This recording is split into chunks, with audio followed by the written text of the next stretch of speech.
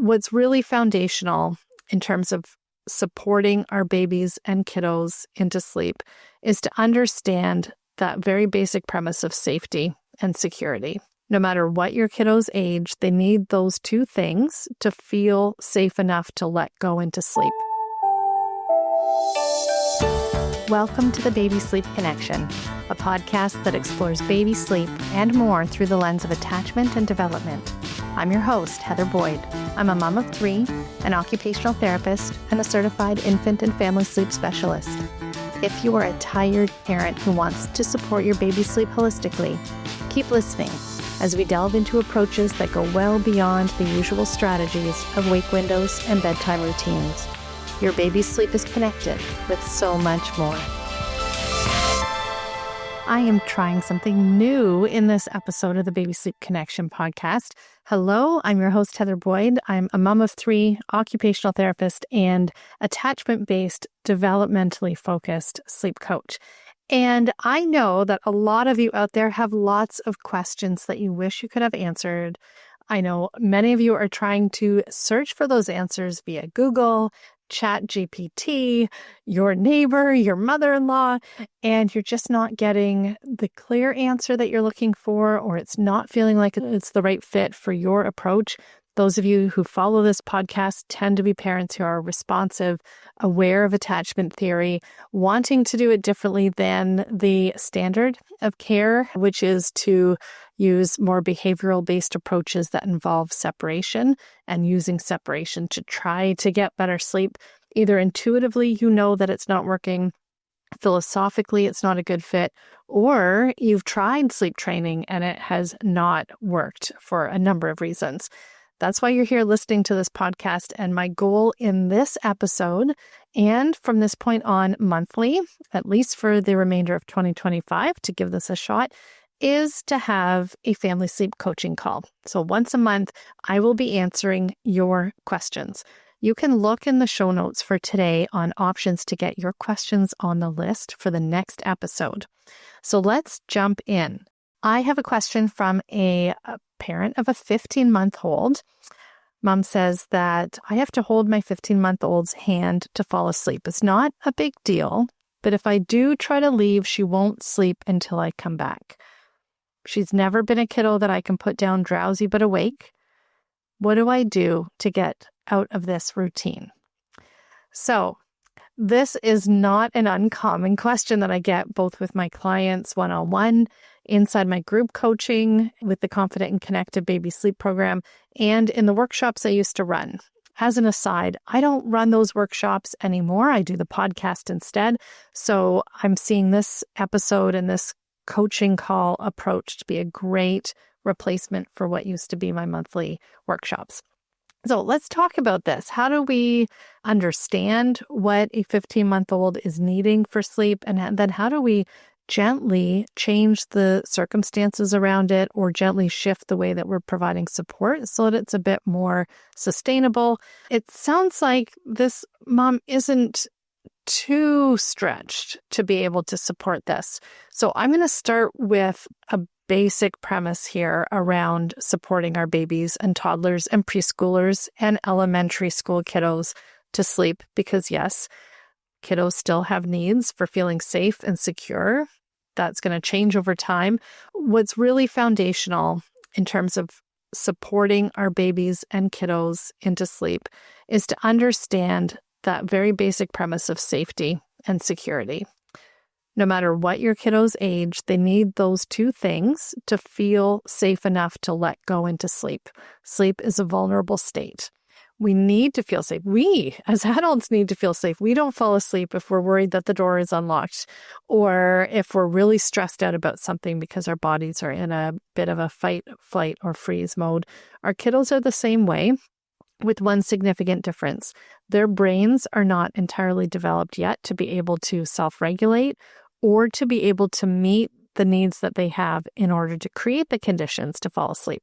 You and I probably can get up and lock the door or check the door.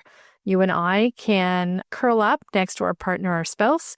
If you have one, you can practice breathing strategies or hypnosis or meditation or mindfulness or journaling. You can move your body. You can get a glass of water. You can go pee. All of these things are things that put you into a state that promote falling asleep a little more easily. You also, of course, have at least some control over your routine and rhythm in the evening leading up to this. 15-month-olds, not so much. They're relying on us a lot. So I would start with the idea of babies needing that safety and security. And that need stays higher than we think it will. At least it's higher than I thought it was when I came into parenthood. And so part of what I think is the underlying kind of message that comes through this question is, it's no big deal, but how do I get out of it? Part of it is probably the storyline that by 15 months, kids should be falling asleep on their own. And although there are many kids that can fall asleep on their own at 15 months, it doesn't mean they will forever. There will be ups and downs depending on health or stresses or teething or vacations or different changes to the routine, starting school, starting daycare. And so understand first and foremost that it is normal for 15-month-olds to still need support for many, many families. Once we move past that, we know, okay, support is reasonable, but this hand-holding, I would like to at least see light at the end of the tunnel. Will this ever end? For context, holding your 15-month-old's hand to fall asleep is fairly low-level energy. It still requires you to be physically in the room. It still requires you to be close enough to the bed to be holding their hand. There are some kiddos whose needs are far higher, and it's not to dismiss this family situation, but far higher where baby has to be completely cuddled or embraced or rocked or nursed to sleep. And so when I see hand holding, I think, gosh, if we look at this as a pathway towards sleep maturation, holding their hand to fall asleep is pretty far down this path towards independent sleep. So the good news is, if you're looking at where's the light at the end of the tunnel, you're pretty far along the route. It is a hand, not the full body. It doesn't sound like there's a lot of other things that this 15-month-old needs. There's no lullaby or rocking or bouncing or back rubbing or lights a particular way. It's hand holding. And so within context of the whole pathway to independent sleep, we're pretty far along. And that means that the light is at the end of the tunnel. And let's see where that light can come from in terms of what we can do to move towards falling asleep without having their hand held. The first I'll say is to remind anyone who has followed this podcast or my work for a while now, I use Gordon Neufeld's roots of attachment. And the first year is sensory. And the second year is sameness. So a 15-month-old, if development and attachment are unfolding as we would expect, we would know that sensory, even though they're past that 1-year mark, is still going to be part of the equation for falling asleep. In this case, it's that touch on their hand that provides that safety and security and allows that 15-month-old to drift off into sleep. But by this age as well, toddlers are really interested in sameness, being the same as you. So if you are trying to change something around the scenario at bedtime, or any time, frankly, look for ways to allow your toddler to be the same as you. It could be that as part of bedtime routine, you're brushing your teeth the same, you're putting the toothpaste on the same, you're getting your pillow puffed up the same in each of your beds. Anything that reinforces that they are, as much as they are beginning to separate as an individual from you, which is very different than in the early months, that they are still the same and they want to be like you. So find those ways to let there be similarities in the way you prepare for bedtime. The other key approach that I would take if I were moving a family towards less intervention, we'll say, or less support at nighttime when it's starting with hand-holding, is something called Loved to Sleep. Now, Loved to Sleep is a method I use a lot with my one-on-one clients and inside my group program. It was developed by Andrea Strang and Jen Varela, and it is a very gentle, gradual but consistent move from one point to another. from your starting point to the end point of where you would want to be in a couple of weeks or a few weeks. The starting point in this case is holding your child's hand to fall asleep. The end point may be that you are sitting next to them, not touching them as they fall asleep. We don't need to go from point A to point B all in one night. In fact, I highly recommend going much more slowly and steadily instead. What that might look like is changing something very subtly so that you know you're giving them something a little bit different and perhaps a little bit less physical or a little bit less contact. They may also register that there's been this change, but it is small enough that they can meet you the rest of the way on this. What that may look like is you change the way that you're holding their hand. You may hold the back of their hand instead. You may relax your hand a little bit so it's less of a grip. I know my kiddo at one point really wanted me to physically grip his hand to fall asleep. And if I was just resting there, he noticed and he wanted it to be a tighter grip. But I gradually lessened the grip. And you can do that too, moving to a lighter touch or moving where you are on their hand, even eventually moving to their back or another part of their body, and eventually moving your hand to be beside them. Now, how quickly do we move along this path on the Love to Sleep to get to where you want to go in the next couple of weeks? It will depend on your baby or toddler. It will depend on their temperament and their developmental readiness for a shift. What I do recommend, though, is that you make consistent little shifts every 2 to 3 nights as your baby accepts the change. If they aren't accepting the change, if it really throws things off, this is not a do or die situation. You can go back to what works and then tease back and forth, kind of toggle between this new, less physical or subtly different way of supporting them to sleep. And if that's not working or it's not going very smoothly, go back to what works and continue to toggle and shift your way through point A, where you're starting, and the next little shift that you're making, not the end point, but the next little shift. And you can continue to toggle and shift until the new way that you're doing something, the subtly different way, sticks. That your toddler isn't protesting or noticing, that they seem to be falling asleep in a reasonable time still, and that they're capable of accepting this slightly different but new way of doing it. Andrea and Jen describe the process as meeting your baby 99% of the way and asking your baby to meet you the other 1%. So you're not withdrawing all support, you're just backing off just ever so slightly. So for any of you that are experiencing a bit of a push to change how things are happening with the kind of support you're giving your baby, consider this gradual toggle and shift towards your end game. And I'm not talking about the end game of what sleep is going to look like when they're 10. I'm just talking about small progress over the next couple of weeks. I'll add as well, because this mom added that detail about this is a baby that's never been able to be put down drowsy. I can say with almost 100% confidence that it is only a very, very small proportion of my clients who have babies that have been able to be put down drowsy but awake. I'm always surprised when I work with a family whose baby can do this. Part of that is that families that are working with me don't have unicorn sleep. They aren't kiddos that have read the textbook of what they're quote unquote supposed to be doing. And temperament wise, I tend to work with kiddos who are more highly sensitive and higher need temperament. And so if you have a baby who cannot be put down drowsy but awake, it doesn't mean anything is wrong. It just means that this is who they are temperament wise. And to me, that's the norm because babies need support.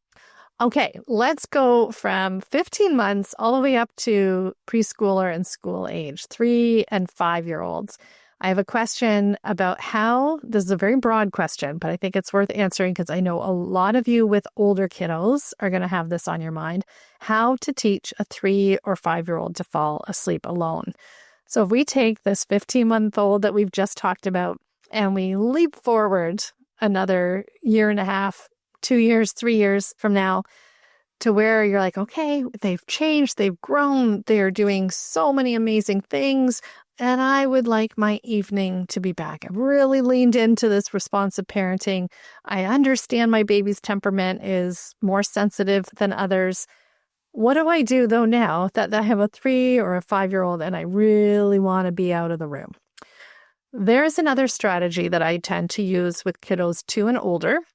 And again, what age this works at really depends on temperament and personality. There are some kiddos that need more support for longer.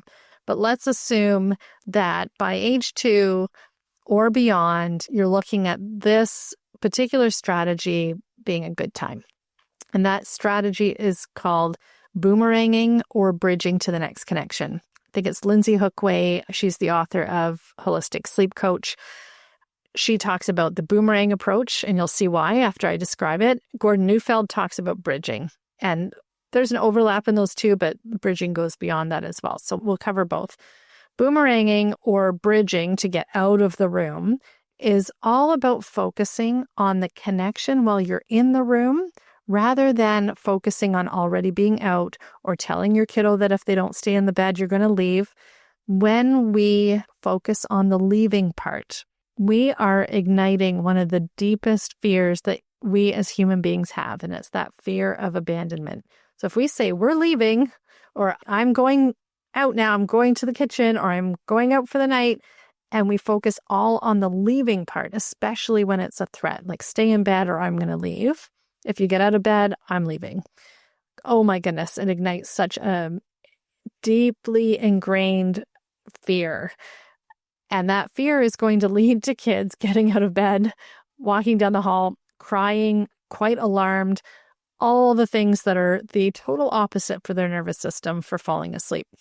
We need to be in that calm state. They need to be in that calm state. Everybody around the sleep environment needs to be in a calm and regulated state to get into sleep. So instead, we're going to focus on the coming back. So you have a 3 or 5-year-old, they're capable, or you believe reasonably that they are capable of falling asleep without you in the room. You're going to focus on coming back. Of course, to come back, you have to leave. So how are we going to do this? Well, we're going to talk about what is going to happen when we reunite, when you come back into the room. And when I'm talking about coming back into the room, I'm talking about coming back in before they've fallen asleep, after they've fallen asleep, or even reuniting in the morning when everybody wakes up in the morning, eventually, when they're sleeping through the night and don't need support in the middle of the night. Of course, reuniting might also be at 2 a.m. when they crawl into your bed, or when if you've set up a floor bed next to your bed and they crawl in to that floor bed next to you at some point in the night, or if you join them when it is your time for bedtime. To focus on the reunion, you talk about what you will do when you come back. And it doesn't mean you ignore the fact that you're leaving. I often say to parents, start with something super short. Say, I just have to go pee, or I'm just going to blow my nose, or I just have to tell dad something. Some reason, not necessarily completely contrived, but short, that allows you to leave the room. But then you say, when I come back, I'm going to give you an extra special tuck in, or I'm going to give you another kiss, or I'm going to read if it's partway through the nighttime routine and you're just wanting to work on that, stretching that elastic of attachment that gets really taut and uncomfortable for kiddos that want you to stay. You're going to stretch it out a little bit by leaving, but you're focusing all the attention and the narrative and the story that you're telling on the coming back. It doesn't have to be an elaborate reunion. You haven't been gone for a month. You've been gone for a minute or even 30 seconds. Or for some of my parents of very highly sensitive kiddos, it's literally a second out in the hall or even just stepping away from the bed. I have worked with a family whose kiddo was alarmed enough that just stepping away from the bed towards the door or away, like stepping away and then coming right back, and the parent was in sight the whole time, was a big enough step for this kiddo early on. That's where we started. But tell them that you're stepping out and that you're coming right back, and then what you're going to do. The idea is that you can boomerang, to borrow Lindsay Hookway's words. You leave and then come back like a boomerang, and leave and come back. And within a single bedtime, you can leave and come back as often as you want. You don't want to stay away so long that your child becomes alarmed and calls out for you. The goal is to come back before that point so that they are not alarmed. They are still in a calm and restful state that's going to allow them to fall asleep. And you can go in and out as often as you want or as often as it feels like it's working. The one caveat I will say is highly sensitive kiddos often can't deal with too many boomerangs in one evening. So I always share with parents that I'm working with that they have a choice to boomerang in and out, but at any point they can simply stay. So it may be when you're testing this out and trying it out, you leave once and come back so that your baby doesn't or toddler doesn't feel like, oh my goodness, like I got to hang on really tightly because I think they're going to leave again. They can rest in the knowledge that when you're coming back, you're staying. And then eventually, as you build that trust, and I know that might seem a little funny to talk about trust when you've always been there for your kiddo. But remember, deeply ingrained fear as a human being is the fear of abandonment. So building trust is very important. You can come in, leave once and come back, or leave and come back several times. The ultimate goal is that you're reinforcing that when you come back, this is what's going to happen. Eventually, you'd like to be leaving and coming back when they have been so sure that you're coming back and they are so relaxed in that knowledge that you're coming back that they slip into sleep while you are not in the room. That's the goal we're going for. Not that you manage to stretch that time really long and make them stay in bed and make sure they know that the rule is that they can't leave, that you're coming back, but to come in with them so relaxed that they slide into sleep before you get back. That won't happen right away, but gradually you stretch that time away little by little, reminding yourself to aim towards coming back for that reunion before they get alarmed or before they call out to you. And eventually that trust is built enough that they slip off into sleep without you there.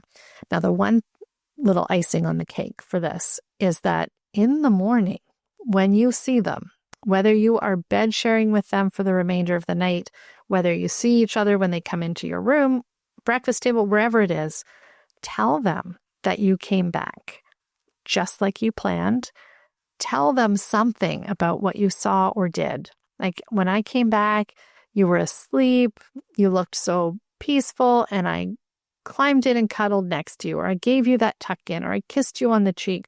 Or for older kiddos, even just leaving a sign that you were there, like little cutout hearts can work great. You can even cut them out together so that it's the plan that when I come check on you in the night, I'm going to leave this heart under your pillow or on your nightstand or next to the bed so you know that I've been there. Because the goal is, again, building that trust that you're coming back, even if they're asleep. Now, when I was doing this with my kiddo, who was very alert, high arousal level, it worked really well until I got really confident that I was pretty sure he had fallen asleep. And so I'm not going to go check on him. And then 20 minutes later, I'd hear, "Mom, are you coming back?" Or whatever he said when he was like, I think he was 2.5 or 3 when I was doing this. And I'm like, oh my goodness, I feel like I've backtracked a little bit and I got to build this trust up again. It's inevitable, but enough time would have passed and the time was stretching each time. So I thought, oh, for sure he's asleep, because he is a kiddo that's going to call out if he's not asleep and I'm not going in as expected. But he was relaxed, confident that I was coming back. And then by 20 minutes, he's like, wait a second, I think I need to remind Mom. If I was moving too quickly through this process, my kiddo was sure to get out of bed. Or if there was a particularly upsetting or taxing day, or he was under the weather, he would be much more likely to follow me, chase me out of the room. I call it chasing the attachment out of the room. And that's when I know this is a night where I leave once and come back and I stay. So play around with that. If you are working towards your 3 or 5-year-old falling asleep on their own, think of the boomerang, but know that it can just be once and then you stay. Think about stretching out the time that you're gone gradually as your child is developing the trust that you're coming back. And remember to do something related to that reunion. That's the bridging to the next connection piece that Gordon Neufeld talks about. You're putting the focus on the reunion, whether it's you coming back in the room after blowing your nose, or whether it's you meeting up with your kiddo in the morning for a snuggle before you go down for breakfast. I will wrap up there, but be sure if you have questions that you want covered on the next Family Sleep Coaching Call episode, check the show notes, follow the link, and drop me a line. Thank you for joining me on this episode. I do hope that you found the information and perspectives in this podcast episode helpful to you as you navigate your baby's sleep development. Of course, this podcast provides general information and it isn't tailored to your family's reality or the specific needs of your baby. If you're concerned about your baby's sleep or health, be sure to reach out to your healthcare provider. If you're feeling exhausted and overwhelmed and you need a place to feel nurtured and reassured, you can find me on Instagram at familysleep.ca. Until next episode, look for the connections that support you and your baby.